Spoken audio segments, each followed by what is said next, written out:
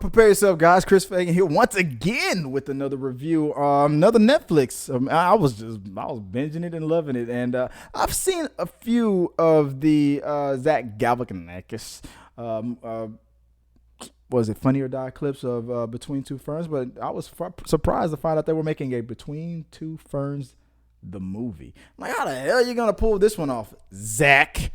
And I gotta say, hey.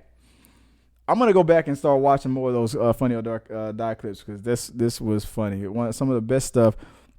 I mean, it's staged. The whole premises of it is that you're supposed to be laughing at him, not with him. He gives bad interviews. He gets too personal. He says stuff to just be shocking, personal, and just over the top.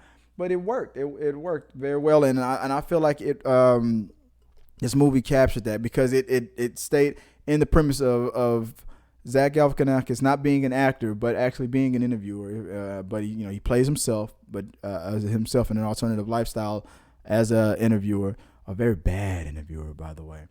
I love the fact that Funny or Die, owned by Will Ferrell, which is the producer of the whole thing, acted as if he was like Mark Zuckerberg or some kind of a god. One of the best moments that Will Ferrell, and one of the funniest characters that he played, with him playing himself, but as this big CEO of Funny or Die. The fact that he said that I took the videos without his permission, put it on, and I love those clicks. I want those clicks. Hey, something I feel, I like those clicks. Hit the subscribe button, hit the like button. Daddy likes those. Hit the like button to help me out. Share this stuff with everybody. Daddy likes those clicks. One of the best things in this movie was Will Ferrell coming out of a stretch limo, jamming just straight up gangster rap while wearing a cowboy hat and boots and with a sword. If I ever see a cowboy do that, I would love it. The chances are pretty good. I live here in Houston. I gotta see that happen, guys.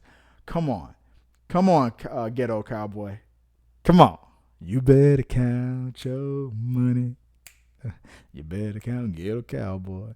But anyway, before I go into a whole Bone Thugs and Harmony rant. Oh, dude! All of the interviews with all the actors that gave an interview for this movie was great. But by far the best thing that I saw was between John Legend and his wife. That whole thing, and it's got spoiled, I think, on the trailer. Like, the one thing I don't like about Netflix stuff is the fact that they always give away too much on the trailer. But the whole dynamic between Zach Galifianakis, John Legend's wife, and John Legend was some brilliant stuff. It was genius. That was the best moment. The tension with all that, the cast and crew, the whole thing. It worked. Like I said, just take what you get with that skit on Funny or Die and just turn it into an hour and 22-minute movie, and that's pretty much what you imagine. But it worked. It was funny as hell. Having Matthew McConaughey and Keanu Reeves, two guys that were going through their own little renaissance, was awesome. One of the best things that I saw Keanu Reeves do, because he questioned whether or not Keanu Reeves was a good actor. He's like, "Oh, I'm acting like I'm having a good time here. How am I doing?" But Keanu Reeves, he comes in. It's like, I love the fact that everybody does their own thing like that.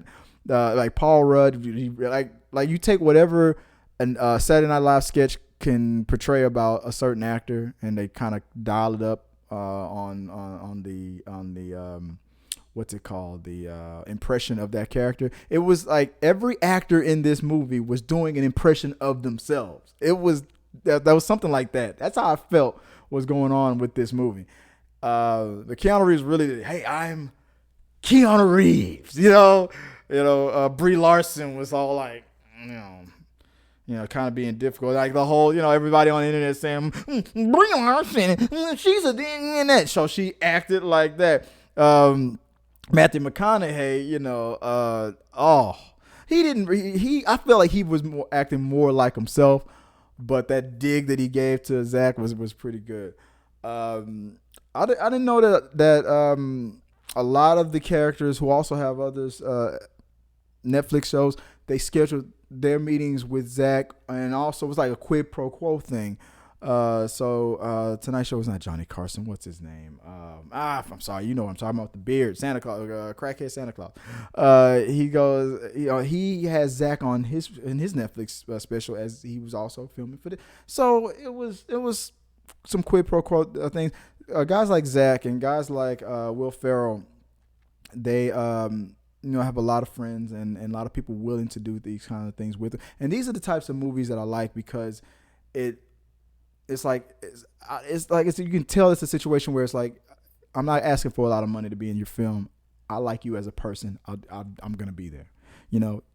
Pay me my minimum, but I'll be there though. But pay me my minimum, kind of a thing. But it was like you ain't got to twist my arm to come on. And if the whole movie felt like that, it was an easy watch. Just you turn it on, you're gonna sit through the whole thing. You're gonna laugh your head off and go through it like crazy. The question about Between Two Ferns was funny. Like, why didn't you just call it Between the Ferns? Because if you're between some ferns, it already is implied that there's at least two of them, right? And then I was like, I never thought about that. That's probably why it was named that. Somebody had to have said that to him. Why are you gonna say between two ferns? If you're between some ferns, it's got to be two. You're between them. You're in between them, right? Unless it's like one big giant fern and you're like in the middle of it, and then it's like in the middle of a fern. Am I overthinking this? Anyway, go check it out. Between Two Ferns, the movie, plays like a documentary too. It's awesome.